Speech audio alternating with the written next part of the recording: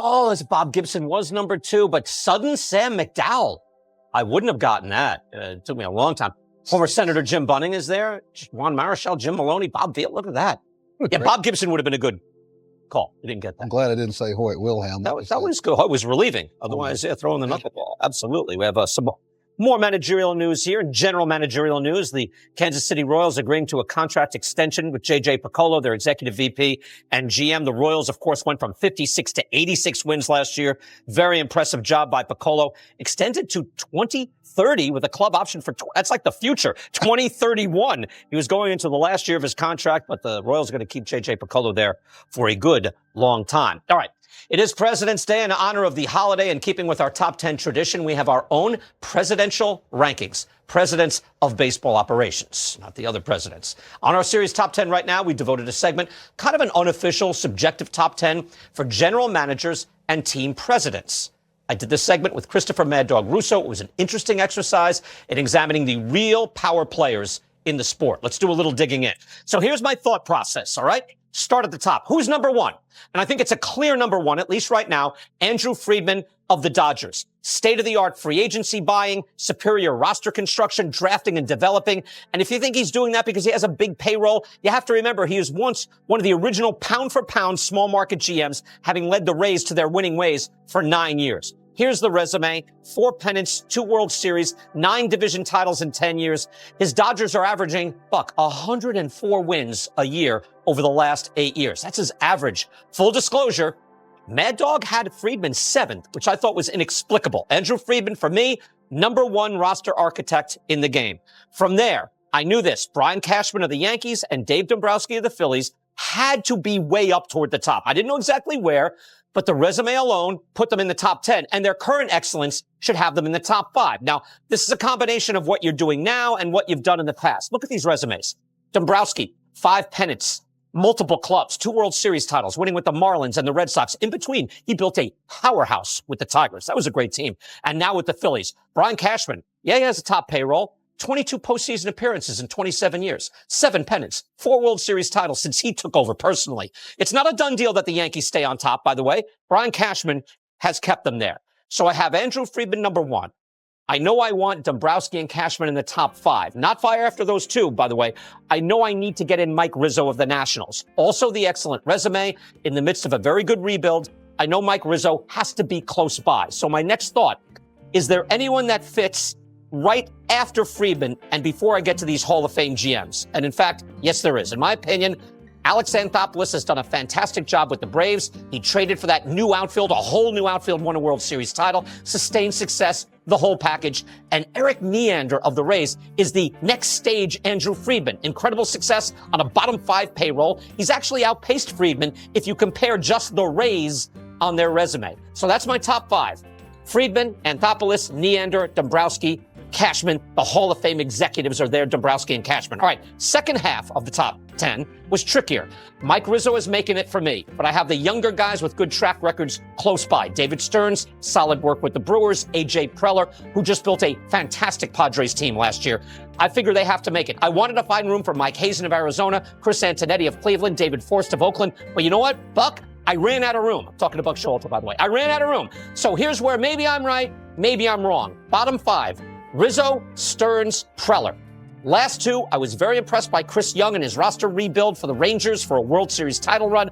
And for number 10, I do want to reward the incredible draft and developing job by Mike Elias and his team in Baltimore. They haven't had playoff success as of yet. I know, Mad Dog went after me on that, but that's a burgeoning powerhouse.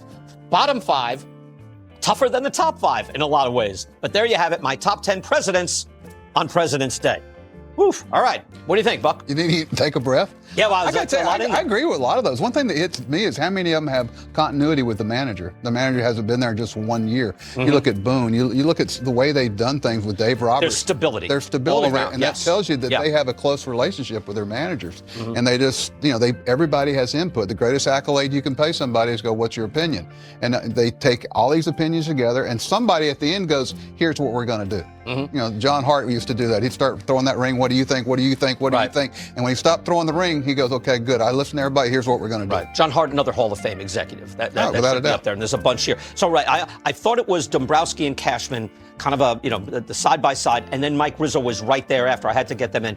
Who would you like to see in the top 10? Give me somebody that you think, hey, you should have given this guy a little more. I love what Mike Hazen's done with the Diamondbacks. Okay, you mentioned his name. I like Mad Dog got him in, by the way. He got in. Well, then maybe I don't. Right. Come on. Mad got in Hazen, right? And got in the guys from Cleveland, so I felt better about that. I love GMs and presidents that know who they are, understand their market, understand what they can do and what they can't do, and know what type of player they need to go after. I think Piccolo has a chance to be one of those guys. I really do. But, what'd be interesting if you did your bottom 5. Don't do that. Please don't do that. Who would you have number 1? Who would you have number 1? Give me one thing, Buck. Give me a number 1. Number 1. Who's your number 1 president of baseball operations? I have to look at it. You just did. I just did a whole essay on it. Everyone has a pro and con there. Everybody's going to say the Dodgers, this and that, whatever. Thank you for putting it back up. Jeez. To me it was clear, but then it was Anthopoulos. I look at Baltimore. You draft the first 2 or 3 picks, but I look at your drafts 5 through 15. No. Who would you have number 1? Who would you have number 1? Who would you have number 1, Bob? Probably one of those 10 guys. Excellent. I'm not going there. You're the beast. This is what you do. Very down on Buck right now. All right, we'll take a short break. 皆さん、こんにちは。今日は本当に特別な一日でした。私たちのチームはただ勝利を手にしただけではありません。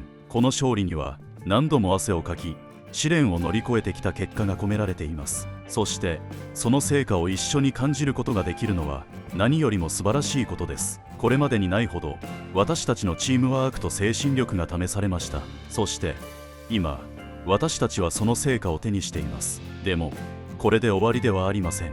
私たちの目標は次の試合、次の大会でも同じように戦い続けることです。そしてこのユニフォームを着ることがどれだけ特別なことかを毎日感じながらプレーしています。私たちが目指しているのは1回の勝利ではなく、何度も何度も繰り返し絶え間ない努力で続けていくことです。そのために今日も明日も一日一日を大切にしていきます。皆さんが毎日練習に取り組む姿勢を見て、私たちは本当に誇りに思っています。そしてそんな努力が実を結び、ついにこの瞬間を迎えたのです。これまでの苦しみや困難も今や全てが報われた瞬間です。その結果が何よりの証明です。毎日の努力、毎日の小さな改善が最終的には大きな成果につながるのです。チーム全員が心を一つにして同じ目標に向かって進んできました。時には辛くくじけそうになる瞬間もありましたが、それでも諦めずに前に進み続けたからこそ今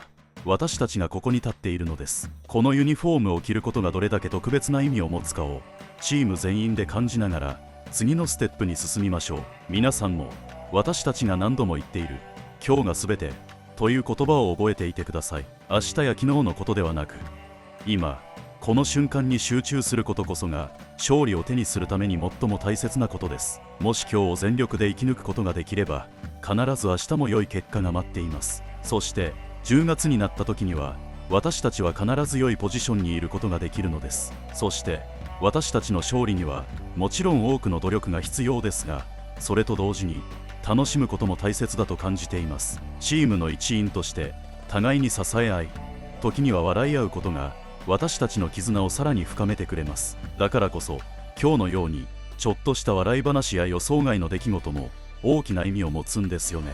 SHOHEI からプレゼントされた車の話もその一つです。あんなに面白い瞬間があったからこそチーム全体がさらに一体感を感じることができました。さてここで一つお願いがあります。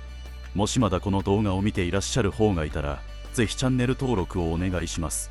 私たちのチームの戦いぶり、努力、そして感動をもっと多くの人たちと共有したいと思っています。コメントで応援のメッセージを送っていただけると私たちの励みになりますし、次の試合ももっと頑張れる力になりますよ。最後に、これからも私たちの戦いは続きます。新たな目標に向かって一日一日を大切にし、さらに強くなるために努力を続けていきます。そして次の勝利の瞬間を皆さんと一緒に祝えることを楽しみにしています。これからも応援よろしくお願いします。